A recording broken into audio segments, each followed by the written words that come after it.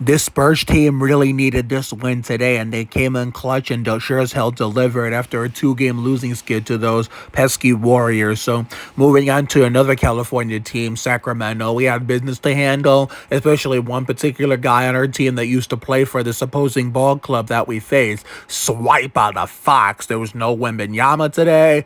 No Harper, obviously, because he's been out for a while, same injury, with the calf, both Wemby and Harper are out due to calf injuries, and Castle just got hurt today with the hip injury. Hopefully it's very minor and nothing serious, that he and Wemby will be ready to go by Tuesday when we face the Grizzlies on NBC in the SBC Center.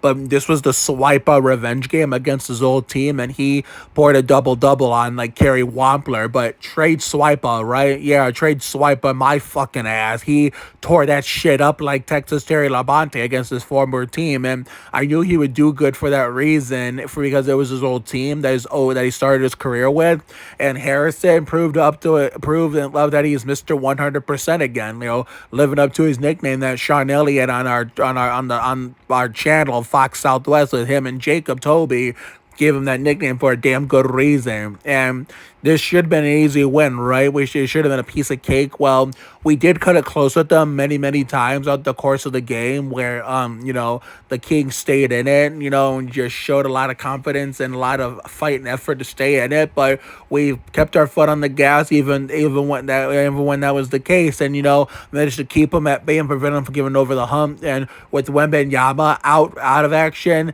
and, Harper out of action, that means J-Mac, even though he didn't get to sniff the floor, because like I said, with Fox, Castle, and Harper all healthy, or two of the three healthy, J-Mac will unfortunately be recording a lot of DNP coaches' decisions. But with Wemby out, it means it was Cornet's time to shine. He got to start in place of Wemby, as well as false Patty Mills, as well as a little bit of Bismack. I didn't think Bismack would get playing time at all, because Mitch was going to pick, false Patty Mills right here with the ball over him, but it seems like all three of them got to play.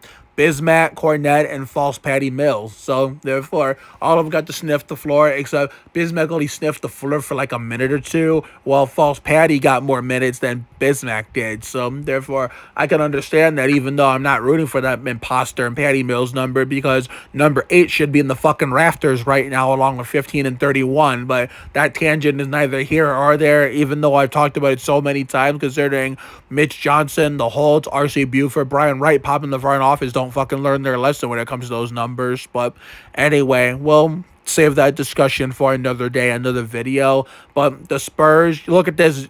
Bam! Bam, like Ken Schrader goes Young Devo over 2 Sacramento Kings.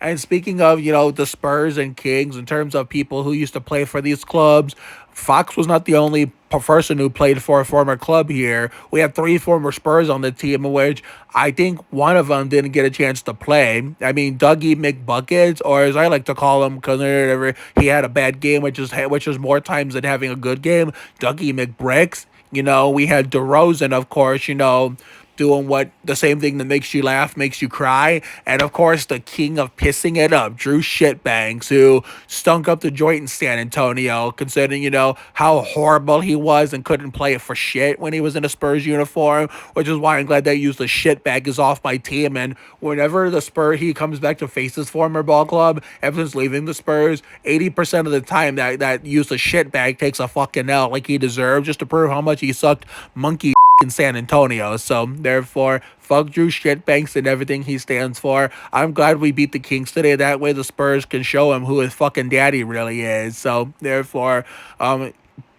as much as I don't like Olynyk for taking Patty's number, he and Cornet, as well as a little bit of Bismack, showed him that he has like 3 more additional daddies. I know when he played the Blazers a couple years ago, I wouldn't say a little more than a couple years ago, during the 2021-22 season, the first post-COVID season, when the Blazers came to San Antonio to face the Spurs in the SBC Center, and Zach Attack and Trey were on the team. Zach Attack and Trey proved who his daddy really was, and guess what? False Patty, Bismack, and Cornet showed him who his three additional daddies really were. So therefore, Juice Shitbanks will always get shit on every time he sees his former club because he sucked donkey ass in San Antonio, or blew diarrhea ass out of a cannon. So I'm roasting Shitbanks here because I fucking hate that clown and everything he stands for because he was useless and he sucked. He was garbage. He was hot garbage in a Spurs uniform. I hate to say it. I mean, I'm sorry I'm like cooking Shitbanks here. I just don't like him because how horrible he was in San Antonio. But anyway, moving on. The Swipa continued to go ham on his former team and just laid it out on them and made them regret ever getting rid of him. But he's done a lot of much better here. He's done a lot more good here in San Antonio than he ever did in Sacramento because Sacramento has not been all that relevant since the Chris Webber days. I mean, they've had a few decent seasons here and there. The closest they come to the Chris Webber days was DeMarcus Cousins, Boogie. But we all know, he had a temper and some anger issues. And of course, the Sacramento wasted Boogie's,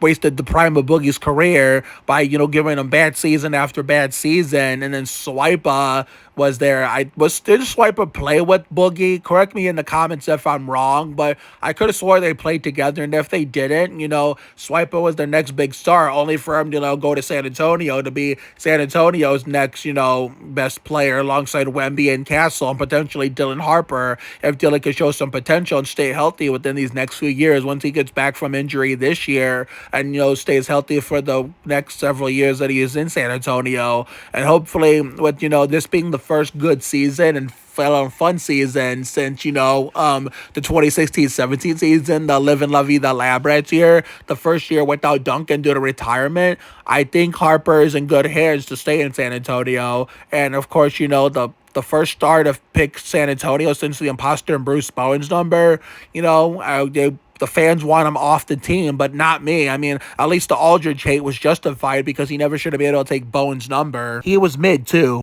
And that dog he had in him in Portland was nowhere to be found in San Antonio. So, therefore, I know people want to compare Aldridge and Fox, the two biggest all-stars in modern NBA to pick San Antonio, but except Aldridge was justified because half the time he was mid, and especially due to the biggest factor of that was that dog he had in him in Portland was nowhere to be found in San Antonio, like I just said. And most important of all, what really gave him a bad rep in San Antonio was the fact that he was allowed to take Bowen's number, all courtesy of Bowen himself, which Bowen shouldn't have really done. He said, if you're going to keep some kind of a career identity of had for a long time, go with your college number 23. Sure, 23 is more of Michael's number and the 4 and 6 in the finals, but at least they'll give you your own identity in San Antonio alone. So that's why I would have had more respect for Aldridge if he would have went that route. Well, if Bowen would have just denied him permission to use the number 12 to keep his Portland identity, but that neither Bowen himself or Aldridge didn't do that. So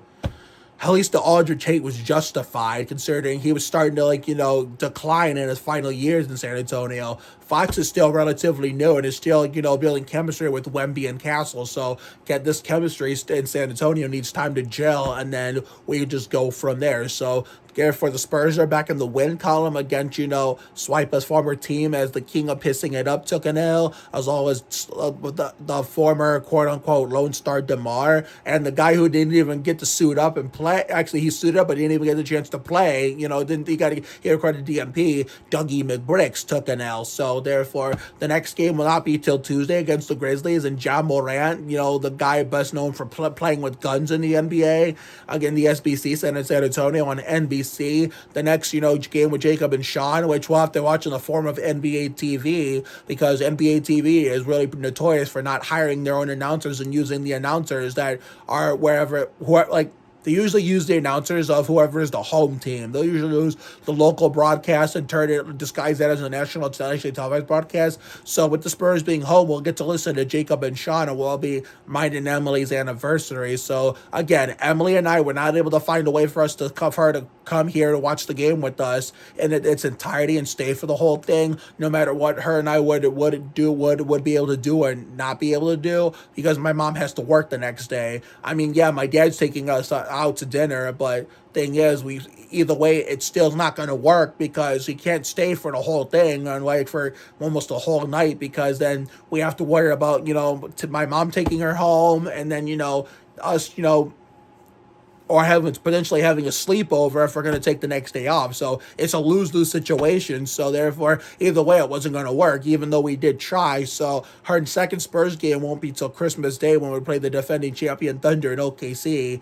at 2:30 in the afternoon. Hopefully, our other number one girl, my number one girl best friend, and mine and Emily's son's, the future son's godmother, Brindley Kerr, comes over. So therefore, at least we'll hopefully get to watch that together, the two of us. It may potentially 50-50 chance, or all three of us, depending if Brindley's able to come. If she's able to come, it depends on what time she decides to come. But we'll discuss that in the weeks to come. The Arizona vlog will come, in between mine and Emily's anniversary, after that, and before Thanksgiving. So be on the lookout for that. So have a good night tonight and a better day tomorrow. Take care, everyone. Good night. Tomorrow it's back to work to stack them up like Kenny Wallace on our Coca-Cola and other goodies at Walmart. And, we'll back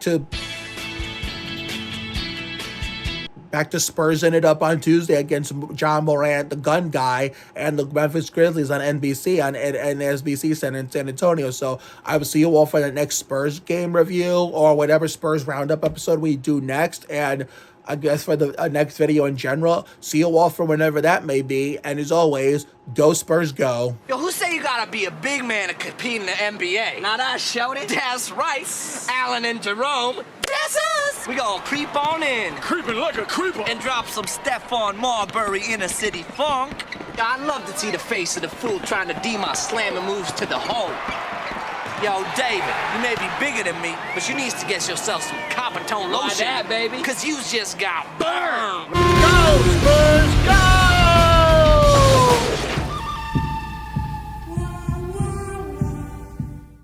This copyrighted broadcast of the National Basketball Association may not be retransmitted, reproduced, rebroadcast, or otherwise distributed or used in any form without the express written consent of the NBA.